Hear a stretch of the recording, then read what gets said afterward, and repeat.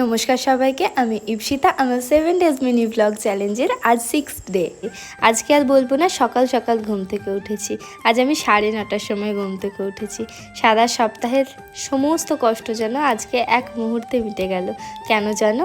এই 5টা বছর যখন মাকে হারিয়েছি, তারপর থেকে আজকে অনেক দিন পর এমন একটা দিন কাটালাম, যেটা বিয়ের আগে বা পরে এরকম একটা দিন আমি সত্যি ভীষণ আশা করতাম।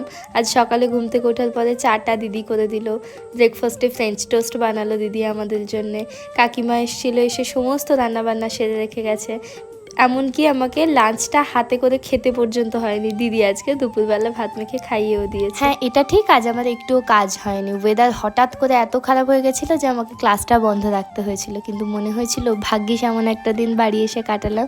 বিয়ের পর এই প্রথম মনে হলো, হ্যাঁ, সবাই যেমনভাবে বাপের বাড়ি আসে আমিও বোধহয় তেমনই এসেছি বাবা মার আদর যত্ন নিতে।